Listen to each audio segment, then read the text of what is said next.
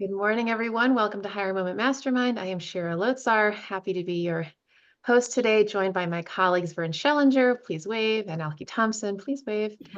Vern is a former HR exec turned career coach, and Alki is a recruiter, and I do both.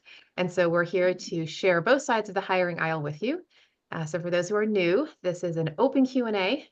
Any job search question that you have is fair game, and the three of us will do our very best to address it. And of course, if all of you have some ideas, you're certainly welcome to chime in. At the end of the call, for those who want to stay on after the formal part of our meeting, I do offer a short prayer call for those who'd like that encouragement. Okay, so with that, let's go ahead and get rolling. Who would like to kick us off with a question? Here we go, Dominique. So I think I'm pivoting a little bit my career. It's gonna be still in software, but my title are more like engineering manager and director of engineering. And I'm looking more like a technical program manager. And I wanted to see how I need to tweak my LinkedIn profile. So when a recruiter or anybody is looking for me, they look more like what I want to be compared to what I have been. So they more visibility on what I'm looking for. Do you feel like you're right now qualified to be a technical program manager? Yes. So if you do, now I don't know your background, right? But if you do, then you can actually change your LinkedIn headline to say that technical program manager. That's the way to do it. Now that's again, presuming you feel confident and competent in that, you call yourself that, and that will help you come up. And then you want your LinkedIn about section to speak to that, to your technical program manager competencies, so that the whole thing sort of wraps together. And then in your resume, you want to draw out the technical program manager competency. Does that make sense? Your whole brand. And by the way, I'm speaking to everybody here because a lot of people have this sort of shift that they're trying to do. And this is one of the ways to do it is your LinkedIn headline, your about section, and then in your resume, you make sure that you have accomplishment stories with keyword labels, that speak to the new brand. I'll just give you a very quick example, Dominique. So as some of you may know, I'm a career coach and a resume writer and LinkedIn profile creator and such. Anyway, so I've over the years helped people make that kind of shift. And I'll just give you this classic example, right? So I work with a woman named Carla, and she was in the advocacy, government relations, right, kind of space for associations. And she decided that she wanted to go into an operations career. Think about that. Go from advocacy to operations. What? How do you do that? Well, we did it. We did it because we looked at her background and looked at all of her accomplishments and drew out only the accomplishments that had an operations feel. Budget management, staff development, technology modernization. We obviously didn't change her titles, but we drew out only the stories that had relevant competencies to the new brand. And I changed her title at the top of her resume, and I said, operations-minded association leader. I gave it an adjective. And then on the resume, we had accomplishment stories down the page, and then these bolded labels next to every single story. Technology modernization, budget management, all that. So the whole resume had a flavor of operations. And then she networked and she got a job. And the job is, to this day, she's like leading not a foundation, but that kind of thing, like a program within an association where it's an operations role. And now she just came back to me 5 years later and said, now I'm ready to be an executive director. And now we're leveling up her resume to another level. Okay. So the point is you can do the shift, but you have to be very clear about the competencies that you want to highlight relative to the new brand and rebrand the document and rebrand your LinkedIn profile so people know in an aspirational way where you're going. Does that make sense? So that's my speech. Yeah, and I'm actually tweaking my achievement to be more toward the new one compared to the one. Exactly, because employers aren't going to know. They can't just sort of intuit, like they're going to see what they see. You have to, it's like your resume and your LinkedIn profile are advertising documents. That's it. You're marketing yourself. Well, the customer, in this case, the employer, is only going to know how you can add value if they know how you can add value. Make sense? Alki and Vern, I know, just give a little speech there. Anything you want to share? Anything you want to add? No, I would agree with everything Shira said. You want to make sure you make your message as clear as possible to the people who are hopefully going to be the ones you're going to interview with and land a job. Yep, no, not much more to add other than be prepared to speak the lingo also. Mhm. Yeah, Just start transferring and shifting the lingo when you're in conversation and interviews or good point. just initial intro discussions and chats. Yeah, Yeah. and I guess the other thing I would add, thinking about it now, is, as Shira said, I was an HR executive for lots of different organizations, so I've seen plenty of resumes in my time, and it always astounded me when I'd look at a resume and it had nothing to do almost with the job they were applying for. I mean, it was so easy to say, okay, put this in the trash can or put it in the seat pile. Yep. So it's the resumes that stuck out, that stood out, where, here are our job requirements, here are our skills, and this resume is matching those job skills. So this is somebody we may think about interviewing. Now, again, when you're looking at 300 or 400 resumes, you're not going to interview 30 people. There might be 30 qualified people. So then it comes down to even a more finer, razor edge. Okay, out of these 30 that look really good, really well qualified, how do we select the 5 or 6 or how many ever people we're going to interview? So the closer you're hitting those key words and key skills that the employer is looking for, the better chance you're going to get the interview. So Vern, let me give a very real example right now, this hot second, okay, on my desk. So I'm doing wrapping up a search for a deputy executive director for an association, which, speaking of operations, is an operations role. And so I get this resume from this person, and one of the qualifications is to have some sort of like financial accounting, sort of experience or skills. Well, this particular person on her resume didn't highlight that. She just, I guess, sent me a generic resume. Thankfully, I gave her a chance. Thankfully, I talked to her and interviewed her, and she shared when I brought up the skill, she said, oh, yes, I've got blah, blah, blah, blah. Great, pass her on. The employer, trusted me, but at the same time looked at this resume and said, Shira, there's no financial. I said, no, don't worry. I screened her. But here's my point. Had the employer just seen that resume and not given her the extra chance, this lady would not get interviewed. Okay.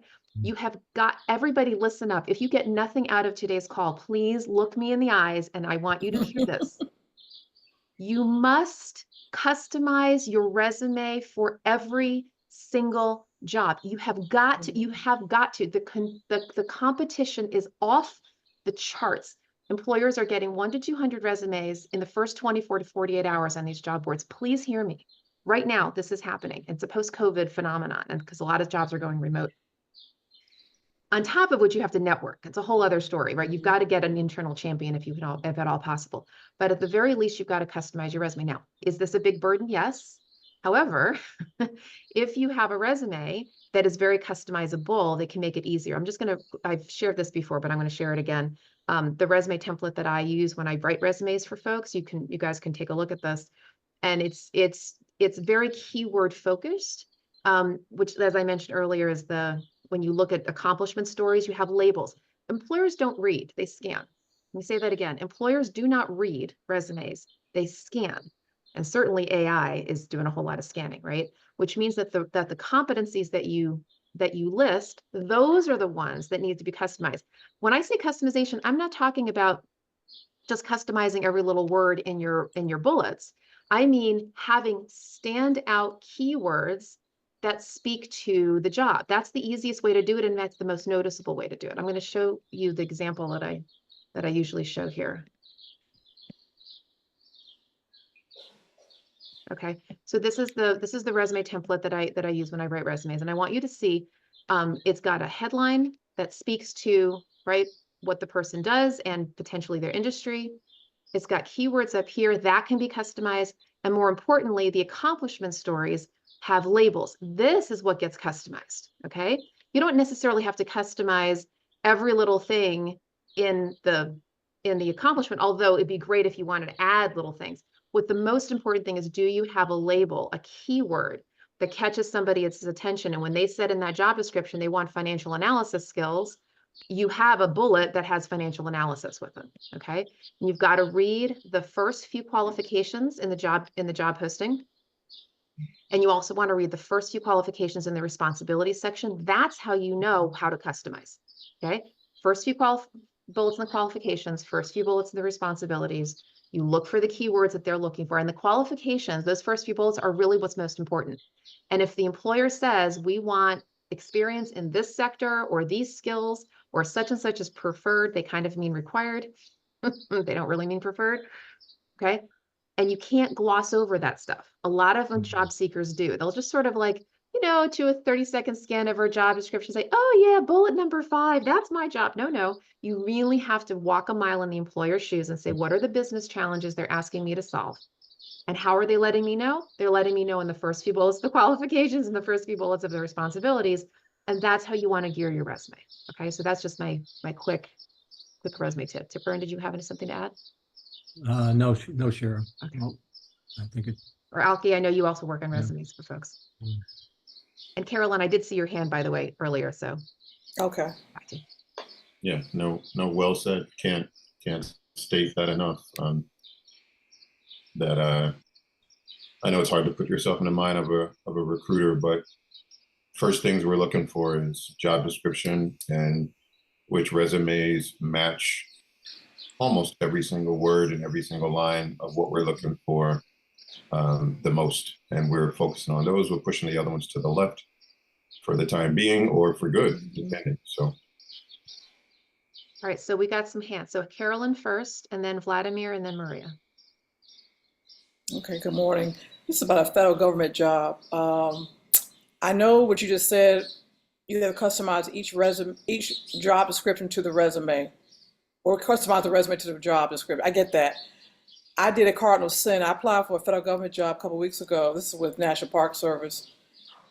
And I did not align it with my LinkedIn profile, So I hope that doesn't kick me out the ballpark or off the possibility. When you say align your LinkedIn profile, does your LinkedIn profile have to be aligned with every single? So Well, let me just say, stop there. first of all, just as you just to clarify something, Carolyn, which Okay. you know, but neither me nor Vern nor Alki are actually federal government resume people. It's just so Okay, that's what I on the thought. call, Okay, all right. that's not our specialty. Okay. For that kind of advice, I'd recommend Corliss Right. Jackson. Do you know Mhm. Corliss? Okay. Mhm. So for those of you who would need to know her, it's Corliss at federalJobResults.com. Corliss Right. at Federal Job Results. Okay. So she's that person for that. Okay. But as far as the other, yeah, that's a great question. So here's how I usually address the customize your resume, but you can't customize LinkedIn kind of a thing. All right. Mhm.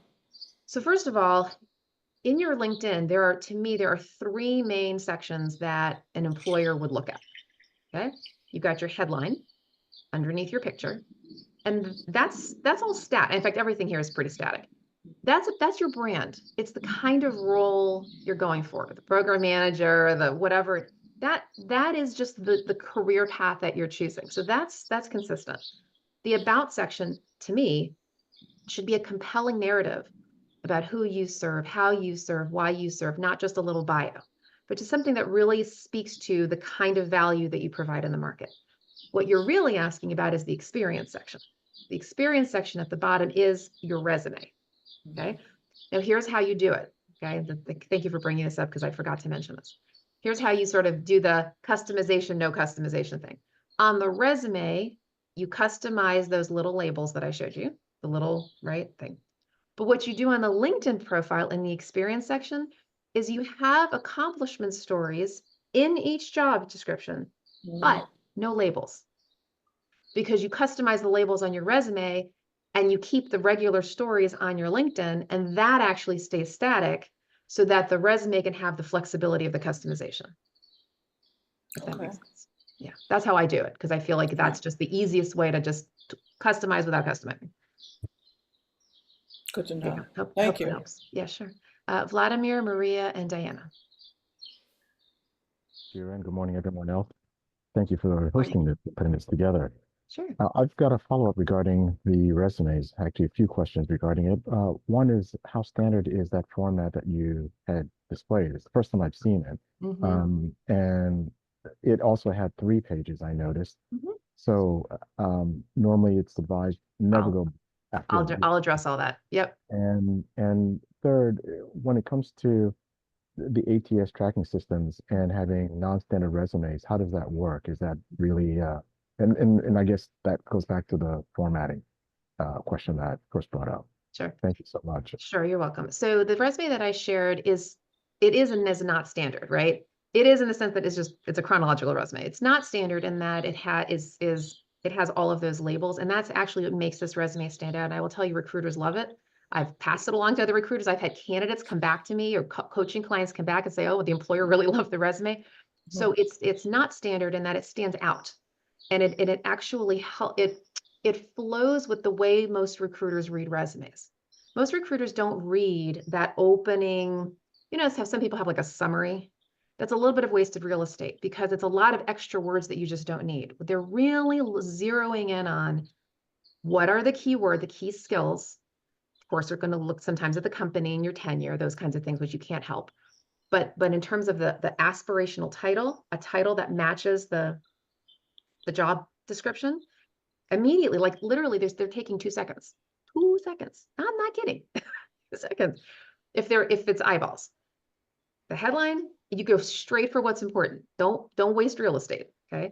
And then those accomplishments are what they need with the label. So it's very clean, it's very streamlined, and it does typically stand out. As far as the ATS goes, and I will address the page length. As far as the ATS goes, that resume is actually fine. You would take off the border. Okay. That's the only thing that makes it kind of like a little snazzier. But other than that, some ATSs have an issue with the text box. You can take off the text box, but other than that, ATSs read bullets. And that's it. That's the only other distinction. And it looked a little snazzier because it has I use small caps and so it had a little bit of zest to it, but really it was just the border and the text box that if you want to be extra careful, you can take that off.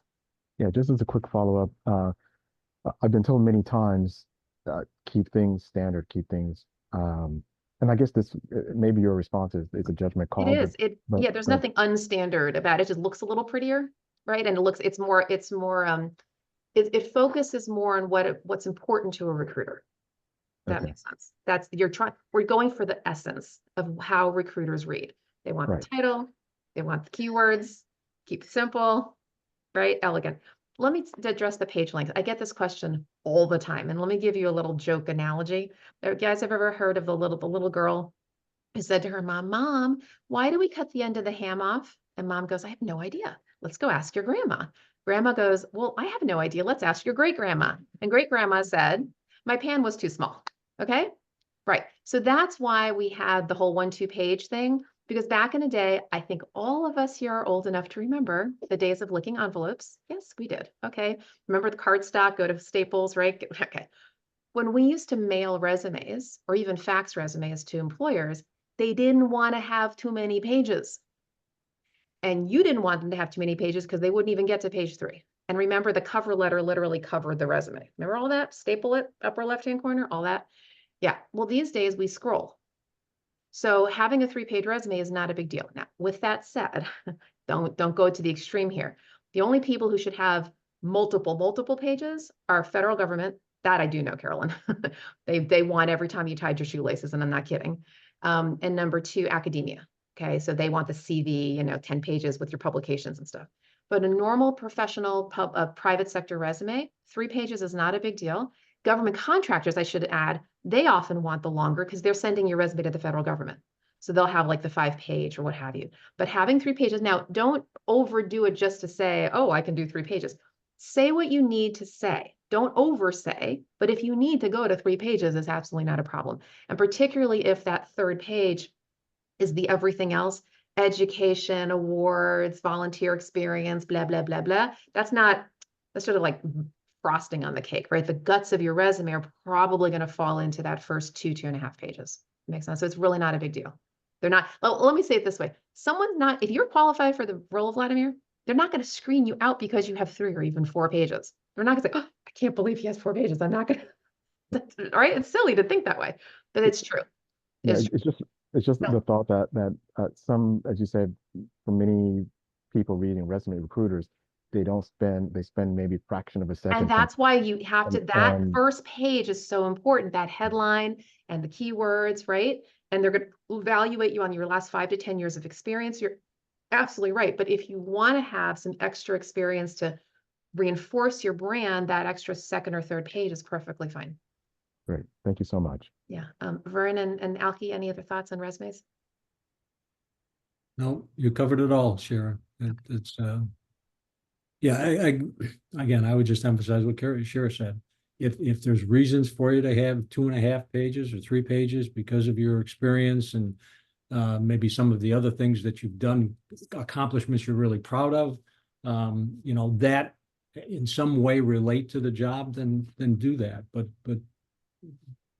do as much as you need to make sure that you're replying to whatever the employer is looking for. And here's another thought around that is because employers do focus on the last 5 to 10 years, if you do mention your older experience and for age discrimination purposes, I'm one of those who recommends don't go beyond 20 years. Some people say 15, we all have different opinions. But that earlier career experience, it's nice to have there just to show continuity, but that's not where you should be emphasizing. You don't want to have big accomplishment stories from 20 years ago. That's irrelevant to the employer. You weight, WEIGHT, you weight your resume toward the front, this earlier part, this latter part of your career. That's where you have your substantive accomplishment stories. I didn't show you, but the resume that I just pulled up, the bottom just says prior experience, company title, blah, blah, blah. But we really emphasize the last, whatever it was, 10 years. That's where the substantive accomplishment stories go. Does that make sense? So not everything gets equal weight. Yeah. Yes, it does make sense. What do you advise for those who say took time off because of family reasons, and so those Sure. last period of time? Sure, you can just have a one-liner that says something like personal sabbatical.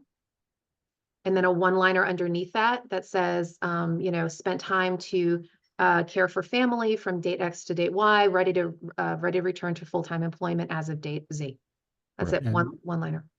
The other thing, Shara, that you've mentioned a number of times now on LinkedIn, there's actually a place on LinkedIn for you to enter some type of Yes.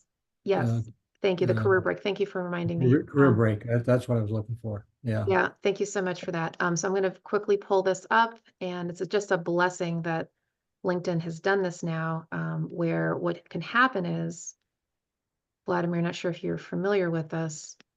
I saw it for the first time yesterday. Here you go. Yeah, it's a Wow. beautiful thing, really beautiful thing. So you just click on your page and, go to your editable page, and then you go down here.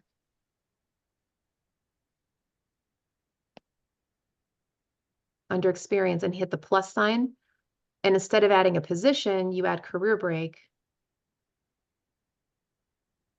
And then you select what kind of career break it was. And they give you all kinds of lovely little options, like bereavement, career transition, caregiving, full-time parenting, gap year, blah, blah, blah. And then, you either you are or you're not on the career break, the date, and then just a one-liner. And for anybody who dealt with a personal health situation during that time and that took you out of the market, and by the way, please share this advice with others in your network if they went through this. You definitely do not want to say that it was a personal illness. What you can say is took time to care, either took personal leave, just period, or you can say took time to care for a family member because you are your own family, right? So that's how you get away with it. So you don't have to reveal, nor should you, that you had a medical situation because that could be discriminatory as well. Okay, so we've got lots of hands here. Maria, Diana, Diane, and Louis, and then Tammy. Thank you, Shara. Good morning. It's good to see you all. Just had a quick question regarding the resume you shared with us. And also was just like to compliment you. It looks amazing. I really love the format. And for me, I'm rebranding and using a functional, I'm working on putting together a functional resume rather than a chronological one. And so you say don't do that? No. So I want to ask you about that. I'll tell you why. So for anybody who's thinking of a functional, not recommended, and here's why. Very specific reason. Employers want to know where you accomplished all of those accomplishments. If you only do a functional resume that has that top page, it says, oh, accomplishment, and then by the way, at the bottom, work history, company title, date, nobody knows where to place any of those accomplishments. So what I shared with you guys, I'm so glad you brought this up, Maria. That resume I just showed you is actually called a hybrid. It's a chronological functional resume. The functionality are the keywords. Because normally in a functional Okay. resume, you have like a headline, like, X skill and then the accomplishment. Mhm, This does that, but it blends it together. So it's still chronological, which employers want. mhm. It has your accomplishments that are labeled. That's the functional piece. So highly recommend that you stick with chronological. Alki, would you agree? Yeah, and to tie in some of what we were just talking about in the last question, to tie it to this question too, um, you're thinking about what the recruiter's looking at, but also what how the employers view it after the recruiter passes it on. We do a lot of translating to hiring managers and everybody else up the chain to show them some of the main things they want. And the things they want to know, as she pointed out, is okay, function. Can they do the job? Right. Have they done the job before? What are some examples? Did they do it well? That's all about function. They're looking at all the things they asked for in the job description. One of their number one questions is, can that person do the job? Yes. How qualified are they? Let's look at their experience. And that's where it starts hybriding over to where you did it and who you did it with, to give them an idea of, oh, okay, she hasn't been in our industry. She did it in a whole different industry.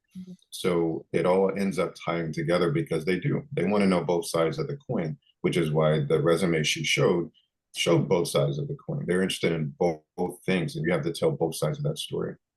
That's fantastic, Alki. And I'm going to springboard off of that. That was a great comment, because employers, yes, they are. I'll echo that. They want to know. So here, I'm going to make a distinction right now between the resume and the interview.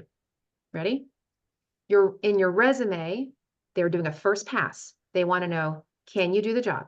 The do part. Do you have the hard skills, functional skills? And have you hopefully done it within our industry? Hopefully. Okay. Can you do it? Been within our industry, meaning you can slide into home base. You'll have a minimal learning curve. And oh, by the way, you understand the lingo and the business problems of our sector. In the interview, they want to know how you do the job. Resume is for hard skills. Interview is for soft skills. Hard skills on the resume, soft skills on the interview. Therefore, do not waste your resume real estate talking about your soft skills. You don't have to talk about the fact you're a team player, strategic, organized, and great under pressure. That's wasted real estate. Employers are not looking for that on that document. They are absolutely looking for that in the interview. And they'll probably ask you what we call behavioral interview questions. Describe a time when you used your creative problem solving skills to do blah, blah, blah. That's where you bring in your soft skills. Don't wait. You know how many people on resumes like have the summary like, oh, team player. And well, a lot of people say that. That's not what they're looking for. Their quick pass, the pass around, are you worth our time to interview? Let's just be very practical about it. Okay? They've got 50, 100, 250 resumes. They can't interview everyone. So the first thing they're going to do is they're going to look at, can you do the job? Then you go into what we call the A pile. Okay. And in the A pile is great. They are worthy of a phone screen. Okay. And it's the functional skills that do that, not the soft skills. Make sense? Cool. All right, Diana. Yeah, thank you so much. I'm again interested in the protocol of when you have identified position, you're qualified, and you've been called, so you've had a screening interview, and given the competitive marketplace, you want to get any supporter that you may have who's connected to anyone in that organization to endorse you. Yep. Now, what is the correct protocol when you have an employer who you know is your fan, and there is this someone isn't really in the area that is your specialty, but they're in the organization. Yep. So what can you ask that person to say? And you think that she would be agreeable to endorsing you and doing something and sending a message? Absolutely. If let's just make up names. Okay. We'll call your friend Susie. Okay. So I know, Diana, you're in the communications field, right? So I'm going to make this up and I'm going to say that Susie is in the accounting department. Okay. Let's pretend. So Susie in the accounting department, what in the world does she have to do with comms? Well, the fact that she's an employee means she can pass along your resume. This is what you'd ask her to do. Would you forward my resume to, and you can ask her either the hiring manager or the HR professional. Because what Susie is she's an employee. And as far as the organization is concerned, she's doing what we call an employee referral. She's just a regular rank and file employee. She's doing an employee referral. She might even get a bonus for it, by the way, depending on the company. Could get $1,000, $1,500 if you stay in the job, if you get hired and stay in the job for like 6 months. So she doesn't have to be in communications to do this. You simply would say, hi, Susie, recently applied for the blah, blah job. Would you consider forwarding my resume to you could even say both, to the hiring manager and to the HR professional for extra consideration. It's as simple as that. Now you're identifying, when I know someone who is a supporter, who knows that person. So that person that I know who is Dorothy. You're talking about someone outside the organization? I'm talking about someone outside the organization who could send an email and with my resume, and what would she say to that person inside the organization? So I'm going to say Barbara. Barbara is the person outside the organization. Susie in accounting is the person inside the organization who is not in communications. So it's an extra puddle jump. It's the very same thing. You'd say, Barbara, I understand you're connected to Susie, right? I recently applied for a job in her organization. Would you consider sharing my resume with Susie, and please ask her to forward it to the HR person and the hiring manager? That's it. It's one more puddle jump. And so hopefully it makes the puddles, right? But it's simple as that. Cheryl, let me just add to that. In any of those situations, make sure you consider the strength of the relationship you have. So if you know that Barbara knows the person very well, and maybe they worked together 5 years ago and they know each other, and Barbara can now talk about Barbara can talk about Diana to this other person. And then the other person's going to listen and really believe what the person's saying, because, I've known this person so long, I trust what she says. Right. And that person can say things like, boy, you want somebody who gets things done? Diana's the person. Now that's above and beyond just forwarding the resume. Right. But it really depends on the strength of the relationship. Yeah. In other words, if I don't know the person and they're telling me all these great things about Diana, well, okay, anybody could tell me great things about Diana, right? I don't have a lot of confirmation, but if it's somebody I know, trust, and like, and they've always, steered me right in anything that they've said, then I'm going to have more faith in, wow, then Diana's somebody that we probably want to interview then. Which is a great point, Vern, because it is at the end of the day about relationships. So here's the thing. Here's the flip side of that. Don't be deterred by going through this process if there isn't the relationship, because you never know, right? Is what Vern is saying is it is absolutely, it's better, much better if there is the relationship. And so when you are looking at your LinkedIn, so here to jump off of that, if you are looking at your LinkedIn and you see you have a second level connection to somebody, and you have obviously, first levels, you'll at least have one first level mutual connection. You might have multiple. When you look at the multiple connections, look first of all at the strength of your relationship with that person. So, right, CSC Barbara is connected to Susie. What's my relationship to Barbara? But I also am connected to Susie through Frank and Mary and whomever. Okay, but Barbara is my closest person. So what I would do actually, first of all, to Vern's point, I would actually ask Barbara, hey, do you know Susie well enough, right, to feel comfortable? And what you could do is you could actually, if you wanted to, you could go down the list of the 5 people, even if you're not totally connected to everybody, and say, would you feel comfortable doing this? What's the strength of your relationship? And they might say, well, I don't really know her well. She's just an acquaintance on LinkedIn, which is very normal. Many of us do that. Absolutely. I myself do. I have lots and lots of people I don't know. But on the other hand, when people do that with me, say, hey, Shira, I noticed you're connected to so-and-so. I might say, look, I don't, this is me personally. I'd say, I don't know Susie very well at all. Actually, I don't know her at all. But look, on the outside chance that it could help, I'm happy to forward it along, because you never know. Right. So you can try, but Vern's point is absolutely well taken. Yeah. Okay. Thank you so much. I was going to say for everybody on the call, and it's that you never know part that happens all the time. Sometimes it's good, sometimes it's not. As somebody who's been an internal recruiter and a headhunter, from the internal recruiter side, I've seen it from A to Z. I've seen somebody that I know who works for the organization saying, hey, my neighbor is going to apply, or they say they're going to apply, be on the lookout, blah, blah, blah. I've done all of that, and out of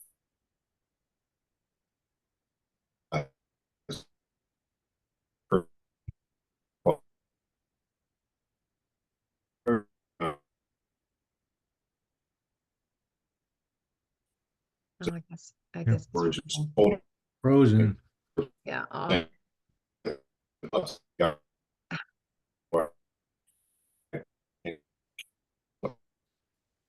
Well, I don't know if he's going to come back.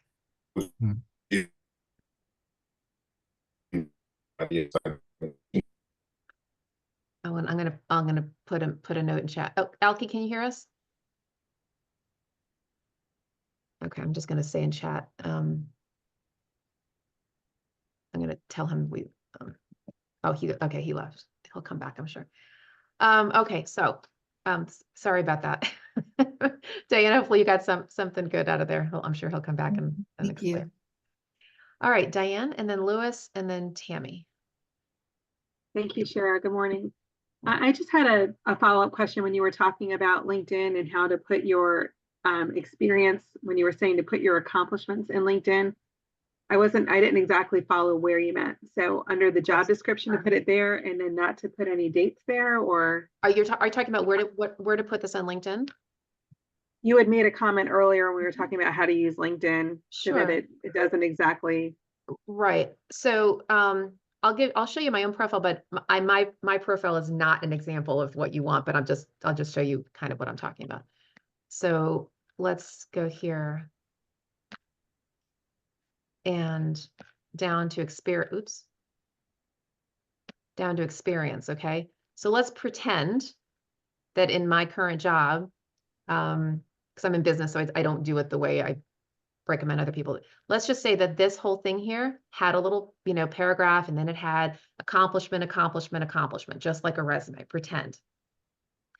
Then in the LinkedIn, you just put in the accomplishment bullets, but you don't put in the labels.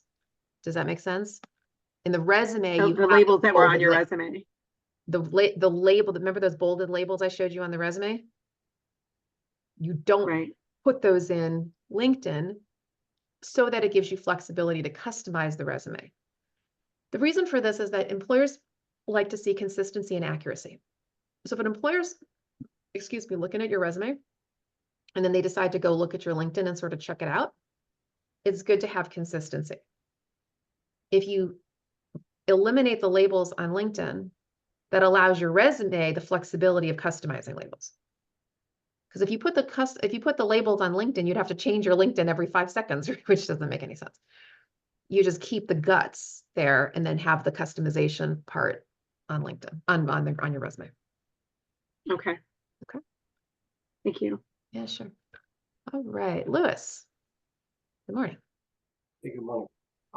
Going back to Vladimir's question regarding like that section where you kind of have like that gap, right? What if like you've been unemployed, you've been looking for work since let's say 4 or 5 months, but during that time space, you've been doing like sweat equity work, right? Working with a startup company, they're not making anything but just helping them, get from the ground up, and you have like a share percentage or something like that once they launch. What do you put in So that? I'm going to answer that question, but address it for everybody because I get this question a lot, like versions of what you just said. So the whole, what do you do if you've been in transition for a minute? Okay. In your case, you're talking about sweat equity work. So my first thing is this: is that sweat equity work related to the kind of brand that you have? Is that related to the kind of work you will continue to do? Is that right? Okay. So in your case, you have it easy, because all you have to do is put down name of company, title, what have you, and you can just say, gosh, you can't say sweat equity, and it's not exactly volunteer, but you can put it down like a normal posting, but in the description, you can sort of, try to find some other appropriate business language to say. You can even say providing pro bono consulting or providing consulting consulting work while company is going through IPO or la la la la la, right? With the hopes, you just phrase it in such a way that's appropriate. Okay. You're not, you just be accurate as to what it is. So you got it super easy because your in between work is related to your profession. Other people have it a little more challenging. I'm going to address that right now. If you've been in transition and you've decided to do volunteer work or any other kind of gig work, paid, unpaid, whatever, and it's not related to the job, maybe you decided to work in retail. I don't know, whatever it is, just some sort of stopgappy kind of thing. That's a little more challenging because if you put that on your LinkedIn as the current position, it can shift your brand because people don't really read. They scan. And so you have to really make a decision as to what's more important. Do you want to account for the time, right? With, hey, I, took a job or did volunteer work that had nothing to do with my thing, with my career, or just leave it blank. I would suggest that, first of all, if you've been unemployed for 6 months, what have you, even a little longer, that's very normal these days. Quite normal. Employers don't really look at it quite the way that they used to. So I wouldn't worry about that too much. However, if you do want to put something down, you could say something like, as a title, again, this is for those of you who are doing work that's not related to your profession. You could say something like the headline, like just volunteer or freelance, freelancer or something like that. And then, say self-employed. And then in the description, you can put down what you've been doing. My point is that it's that when an employer scans, they scan for the headline. They scan, not for the headline, they scan for the title and the company. If the title of your job in LinkedIn is dog walker, great being a dog walker, right? But that might have nothing to do with your career. You put that down, that could be brand confusion. But if you put down, freelancer or something like that, then in the description, you can say during time of career transition, held variety of, positions or have done some side work doing blah, blah, blah, but, really pursuing opportunities in the XYZ career. So you just have to explain it to the employer in a way that makes sense and have the bulk of your LinkedIn focused on your actual career goals. I hope that's helpful. And the other word that comes to mind besides pro bono or consulting might be advisory. You're in an advisory role. Yeah, that's great. Organization. I think that's a great one for Lewis in particular. Yeah. Mm-hmm. Great. Tammy. Good morning. I heard a lot of well-meaning but conflicting advice when it comes to LinkedIn engagement this week. So I was wondering, could you identify either some best practices or maybe just a list of do's and don'ts when it comes to LinkedIn engagement? Could you be a little more specific? That could mean a lot of things. Sure. Like, one person advised me to, go on LinkedIn daily versus weekly.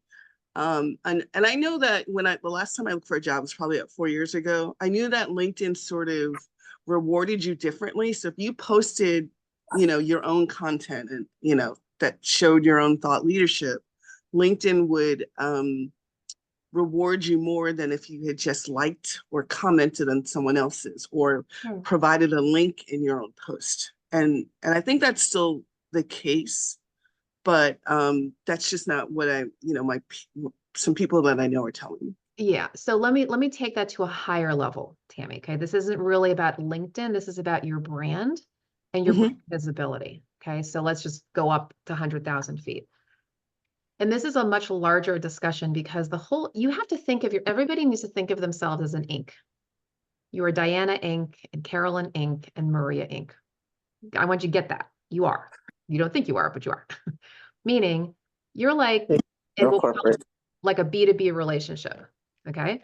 Meaning you've got, you are the business, if you will, and you're marketing yourself to another business. When you do that, when a normal business does that, sometimes they will use thought leadership, sometimes, not always, will use thought leadership as their business development tool because they're trying to plug into a community and they're trying to show their expertise in that community.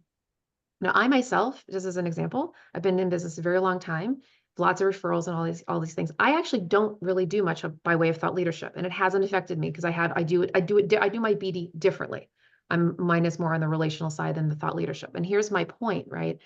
Is that it's not necessarily necessary to use LinkedIn and engage in that way. I'm not saying you shouldn't, but I'm not necessarily saying you should either, because it all depends on you. It depends on, are you a thought leader? Do you want to plug into a particular community? Are you trying to get certain eyeballs to be looking at you? Does it make sense for you to actually engage on that platform in that way? So it's not necessarily about it is a little bit about the algorithms and are you posting or commenting? To me, it's a higher level question. Is that the best approach for you? Which I don't know your situation, right? But is that right for you? Maybe it is. I will give you an example. I know of people who, they have for example, let's say they're doing career change, and which isn't the reason to do this, but let's say they're doing career change. And I know of somebody who, more than one person actually, who's trying to go from corporate into environmental nonprofits, right? So maybe they're so passionate about environmental nonprofits, they start doing some posts around some things, environmental issues, just to show the world, this is my new community. Or maybe you've been in a community for a long, long time, and you really want to let the world know, hey, I've got this expertise. Great. Now, the question to your point is, so now what do you do with that if you decide you should? Well, look, I would recommend that you have some thought leadership of your own content, and I would post once a week. This is my opinion. Post once a week, not once a day, once a week. You can do a blog post. If you feel comfortable doing a video, we know the videos actually get more uptick in LinkedIn's algorithm. You can do a quick little vlog, right? Just record yourself, literally 1 minute, saying something interesting about your sector. But if you do that, you'd want to do it on a regular basis. And you can augment that with the forwards and the shares and the reposts and all of that stuff. So that would be my opinion. Alki or Vern, do you have any other thoughts on that? Well, the one thought related to thought leadership is again, if you do have expertise in a certain area, and that's been your area of expertise over the course of your career, and you're in the job search looking to join an organization that aligns well with your thought leadership, then by all means, the more thought leadership you would post on LinkedIn, the greater likelihood somebody, Right. is gonna see that and potentially send you leads or connect you to companies that are looking for people with that kind of expertise, that kind of thought leadership. But again, that's a specific, as Shira said, there's lots of ways to look at this. That would be one specific way. It reminds me of years ago, I worked with an early career professional who wanted to get into web design, but very specifically, she wanted to get into the world of web accessibility, right? For people who need accessible, right, websites. And she had done a lot of, studies around this. Anyway, I said, why don't you go ahead and write a blog post on it? Man, did she take me up on that. She wrote like a treatise, a beautiful article around all the reasons why and how she got noticed. And last night, from what I remember from her saying, that she got hired, right? Like somebody out there was looking and scrolling for her and found this article that was just unique, right, for somebody at her stage, life and stage, and all of this. And so it can really help, but you've got to be very thoughtful and very intentional about what is your brand, what kind of eyeballs are you trying to get at, what do you write, what do you speak about, right? Who are you trying to go after? And then if you decide that that's your route, then yes, I would do some regular postings and sharing and have a confluence of things, right? So Tammy, does that help? It does. I think one thing that I learned this week that was true is that LinkedIn sort of, when people post on their own feed, they think that all 500 of their connections see what you posted, and that doesn't happen. If your post starts getting traction and people start commenting on it or forwarding it, well then, especially, within hours of you posting it, instead of just going to the first 100 of your connections, it might go to 300. So there is, it's actually better to post from your own feed, but also in groups, because when you make a posting in a group, it goes to everyone in that Yeah, group. that's a great point. And I'll share one more thing, which I'm sure you know, that it also has to do with how the settings of the person who's receiving it. So for example, I, and maybe Vernon Alke, my feed, LinkedIn gives me things around HR and leadership and staffing and right, all the things that are, I'm not going to get posts about marketing and commercial real estate and whatever else, right? So LinkedIn, of course, knows those algorithms. I'm sure you're well aware of that, Tammy. But the point is, it's not just what you're doing, it's what other people's feeds, right? What their keywords are. And you may want to use hashtags to promote that, because there could be people out there who are looking for those hashtags, or where LinkedIn's sort of aggregating on their behalf.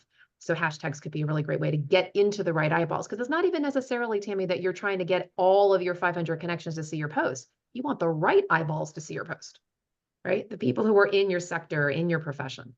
So hopefully that's, Exactly. yeah. The hashtags are important. All right. Oh, are we out of hands? Got through all the hands. And thank you, Alki, for handling the chat. Appreciate that. Anything, I haven't watched the chat since I've been chatting. Anything from the chat, Alki, that you want to highlight that we can discuss? You may want to address, because you were just talking about some of it. Vladimir was asking about thoughts on mailing resumes or other non-digital ways to share your background and your qualifications and things of that nature. And I was just talking about networking and using LinkedIn and other things. You can expound on that. Yeah, mailing these, I would say pre-COVID, mailing would have been a very novel, right, way to do it. The fact is that so many people work from home these days, right? Your employers, your hiring managers, probably remote of some version. So of course we don't know their home address. We won't. So I don't know if mailing would be the best route, but yes, in terms of LinkedIn and, back to Diana's point about, finding an internal champion is huge. You can't be too much of a squeaky wheel, Vladimir. You can't. You want to have multiple people recommend you, if at all possible. You're just trying to get noticed above the crowd. There is just so much noise. So I will always go back to just get people to champion you. If I can just quickly follow up here and just ask you about when you're following up, when you're sending out your information, would someone see that if you come to let's say it's an office building and you come there and you drop off your information? Yeah, it doesn't really work much anymore, right? Because right. I mean, nowadays with the nowadays office it's tower, different. you need access. There's like no there's A, you can't get out in the building. B, they don't really have a receptionist. C, there may not be anybody in the office. I mean, we're just not office oriented, at least in major metropolitan cities, is not. Right. But one of the things which I'd done before is just go to the company's office tower and just put it into the I guess you can call it internal mail, but they accept the carrier and so on. And it got me the informational that I was looking for. And that might have been just an exception. I've only done it a couple of times. Yeah. So 1 out of 2 times it worked. But the thought is that as you were saying, that can't be too much of a squeaky wheel. This is an opportunity in some ways to kind of be a squeaky wheel, because you're going outside the usual path. Look, so I was looking for maybe downsides, if there are any downsides.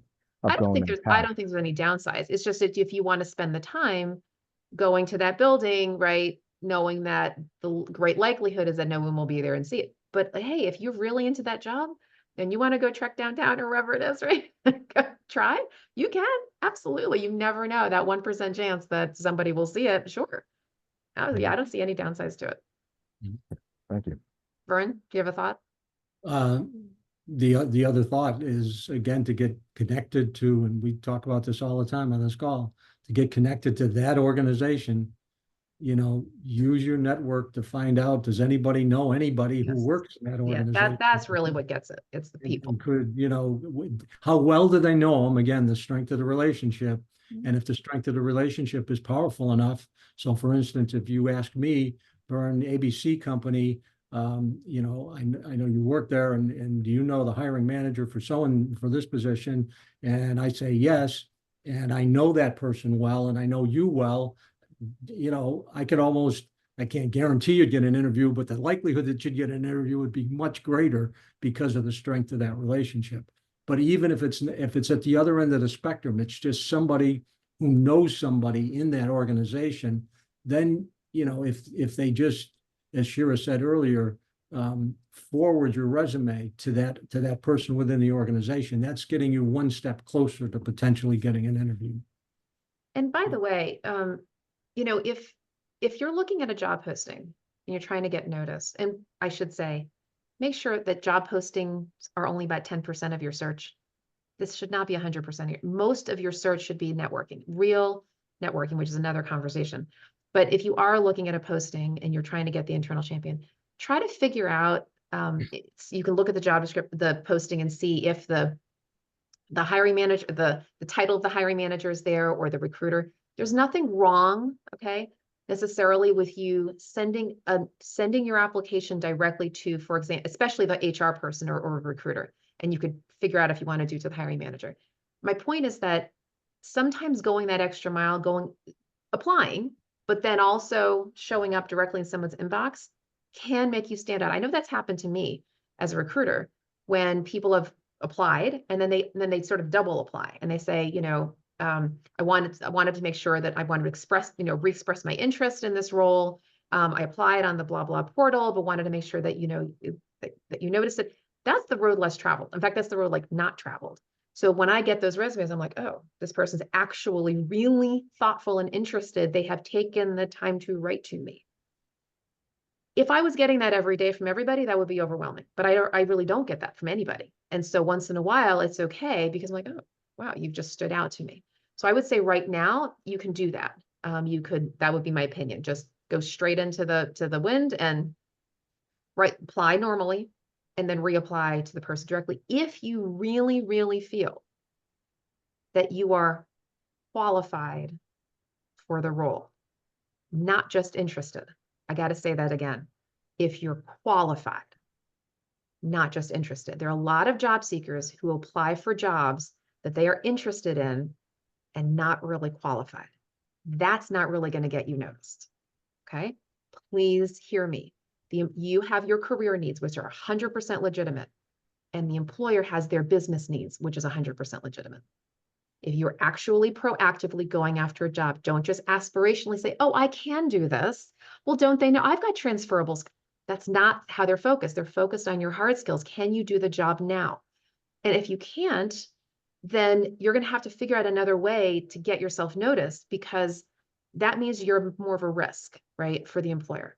And so you really, really are going to need an internal champion, someone who trusts you and hopefully has trusted relationship with the employer to say, look, hey, Susie, employer, look, Vladimir just recently applied. I know his resume doesn't look 100% on, but let me tell you, he's a great guy. He's got this transferable skill, blah, blah, blah. Would you please take a moment to at least interview him? Then it's a relational referral. But if you're just going on strength of your own resume and you don't have all the qualifications, that's all they got to go on, right? It's just what's on paper. And so you really want to make sure that you've got the quals that they want. It's a very important point. Is that helpful? Absolutely. Thank you. And that's what I was referring to just by doing the dual approach as opposed to just singular, just going to the office or just mailing it. I was thinking about both approaches. Yeah. Just to stand out, as you said, hardly anybody does that. Exactly. Most people just go there. Most people just, you know, they apply online and that's it. And they think that they're going to get noticed. And actually, oftentimes you won't. You know, by the time that job has been out there, even just a few days, and they've got the few hundred resumes, your resume literally may not get seen. And not only that, and Alki, I know I don't know how often you use job boards, but I'd love to hear your side of this. If I ever use a job board, I only use LinkedIn's. Okay.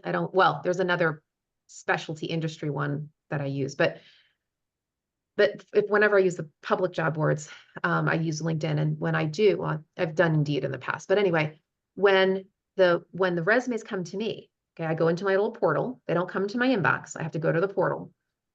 And then what'll happen is I see this list and like, it's, you know, person X, right? So they're on the left side of my screen. And then in the middle, what I see first, watch this, is, if you can imagine this, at the top of the box, it'll say person's name, and then it'll literally pull from their LinkedIn profile, company title. That's it. No descriptions, just company title. If you've uploaded a resume, then it'll kind of show at the bottom, right, at a high level, or I sometimes have to click on it to get noticed. But my point is that if I'm screening 200 people, quick, what I'm really seeing is your LinkedIn, is just your experience, not your headline, not just your experience. My point is that it's from a recruiter's perspective, it makes it very easy for us to screen people out, because the way that LinkedIn's portal is, it doesn't encourage us to take the extra minute and go click on the resume and open up the resume and then actually look through it. We just go boom, boom, boom. And if we don't see quickly the titles that we need to see, and we've got 200, 300 people to go through, you can easily get overlooked. If you have experience that you've customized your resume for, but it's not relevant in your experience, you can easily get overlooked. This is another reason why you need to find an internal champion, if at all possible, to go beyond the quick scan that we do on LinkedIn. Elke, do you want to comment on that, and how, because I don't know if you use other job boards and what it's like for you. Yeah, that last thing you just said about going other routes other than just applying couldn't be bigger. People don't understand how much of a crapshoot applying for a job online really is, and that's a whole day seminar. But as a recruiter, and just for bandwidth, because I disappeared on you guys last time, I think I'm gonna actually, I know Shira's gonna hate it, but I'm gonna stop my video and just use my picture and the audio. But That's fine. But when you apply, and let's just say LinkedIn. So if you apply through LinkedIn, usually your application does reach the employer. You go into the system. You get to choose, I guess, on LinkedIn whether or not you apply with your LinkedIn profile or with your actual resume. Even that right there is on the recruiter. Like if I'm a LinkedIn guy, because there's a lot of recruiters, they don't use LinkedIn. They're just straight resume people. They're straight applicant tracking system people, which is what every company uses to get your resume, whether you apply on their website, apply on Indeed, LinkedIn, anywhere else. It goes through the funnel and it reaches their applicant tracking system. What Shira's talking about, she's a headhunter, so she posts jobs wherever. If she's using LinkedIn, then she may just decide, hey, Shira's LinkedIn, so she's going to look at your LinkedIn profile. If it interests her or intrigues her in that first snapshot, she's going to click and view more. If it's all kind of mixed up or gets bunched up, there's a chance she may pass you for later. And just that little bit, people don't understand what we see first, which is why we encourage you to put your best stuff, your most appealing and attractive things about you that fit the position, that match the position up top, because we're scanning.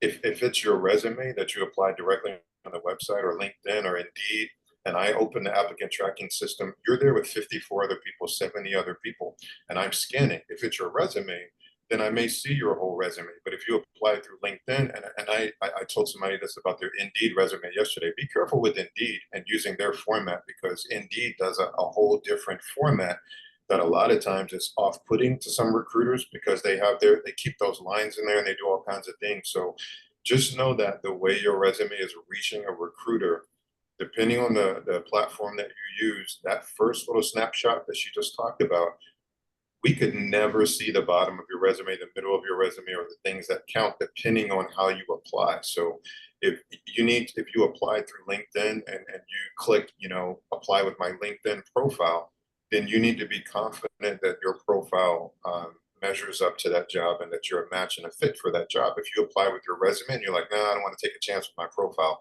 I want them to see my full resume. That way I can get looked at. I would encourage you to go that route. But there's so many things to talk about just on what we see or what an employer sees when you apply through the system, so to speak. Yeah, there's no one way to do it, right? We just want to share with you kind of what we go through so that you can make a good decision for yourself. Oh, and Vladimir, you put in the chat asking if the resume is available for download. Unfortunately not. I'm happy. It is my proprietary work and I have a business right around this, but I'm happy to share it on screen, but I only give the actual resume. I work on it and, we'll share it with clients. So hope you understand that. Understood. Thank you. Okay, sure. Louis, was your hand up? Yeah, it was up. No, just going back to what Al was saying. Is there, have you guys ever taken the time to kind of create like a pattern or a matrix where it's like, LinkedIn, when you apply through LinkedIn versus Indeed versus, I don't know, there's a bunch of other ones, but like top, whatever. Has anybody ever kind of did a quick chart where it's like, hey, here's here's the most insightful and valuable things that you need that will get you through for LinkedIn Oh, versus, I've never seen that, Alki. That would be an insightful thing if anyone's ever done that. yeah, because I was wondering like if anybody has something like that or No try idea. to do something like that in the industry. Because, you know, usually when I'm doing some kind of work, like I'll use my example right now, I'm working for an audio conference kind of like company, industry, whatever. And we're going through all like the competitors' websites and we're looking at specs and we're looking at like, all right, what's the commonality in all of them, and just draw out that commonality so that way we can get rid of all the other stuff that's kind of fluff and just Well, draw. yeah, I've never seen anything like that. And actually, if you want to do the research and report back to us, we'd love to hear it because there probably is somebody who's done something. What I will say though, is that not all job boards are created equal, meaning that there are some job boards that are more specialized and more generic. I'd say the generic ones are the ones we know. LinkedIn's job board, Indeed, Career Builder, Monster, you know, we know, everybody knows those are household names. But then you get into like Dice, which is going to be a little more like technical, that kind of thing, right? I don't really know much about ZipRecruiter, but they've been doing some advertising recently. Although, you know, I know it has some commonality, but there are some job boards that are actually industry specific or profession specific. So in my world, I think some of you are in my world in the association community, we have our own, there's a job board just for association jobs. Okay. So the more specialized a portal you can get to, the better. Because remember, the employer, think about it from the employer's perspective. What kind of job boards are they going to use to go find you? Do they want to spend their time putting their job on a generic job board like LinkedIn or Indeed and getting the hundreds of unqualified resumes? Or is there a specialty job board in their sector, in the professional lane, and they're just going to put it there? I'll say something else about that. Speaking of associations, if any of you know that community, so there's an association for everything. Associations are membership organizations.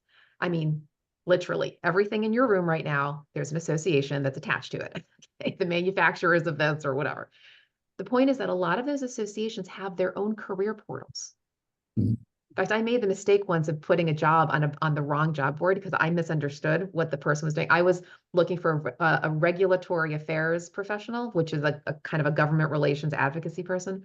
And I went to this website, associations, the Regulatory Affairs Professional Society. Well, what I didn't realize is that they only deal with scientific regulatory people, not the kind of regulatory people. So I mistaken, spent money right on this job board that had nothing to do with the people that I was looking for.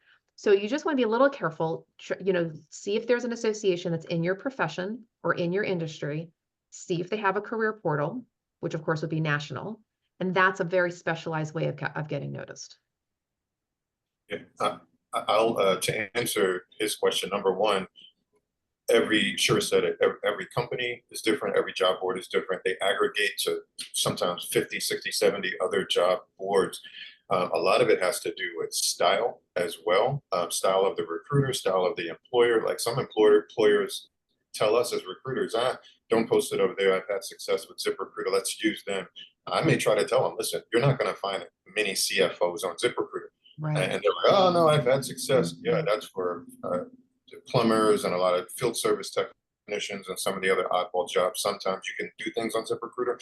Indeed tends to be a little bit of everybody, but a lot of times it's second level. It's not a lot of leadership and manager positions, depending on what you're looking for. Everybody goes to LinkedIn for most things, but especially for managerial, management, marketing, communications, HR, finance, all those types of things. Froze again. Oh, yeah. Oh no. Let me chat him. Again. Oh,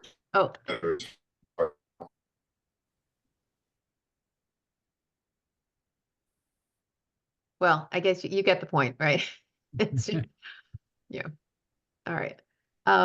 So let's go ahead and wrap up unless there's any other latent questions you want us to address. Anyone else? Okay, good. All right, so we'll go ahead and wrap up the formal part of this call. And if you'd like to stay on the call for the short prayer call that I'm going to lead, you are very, very welcome to do so. So we wish everybody a blessed day, and we'll look forward to seeing you next week. Or not next week, sorry, we meet every other week, every other Friday. And I will be here on Friday, July 5th, and over the holiday, I will be here. Okay. All right. Have a good Share, quick question. Uh-huh. You say you meet every other week, not every Friday? Correct. We are now Okay. every other Friday. Yeah, in February, we changed that to every other Friday. Okay. Mhm. Okay. Thank you. You're welcome.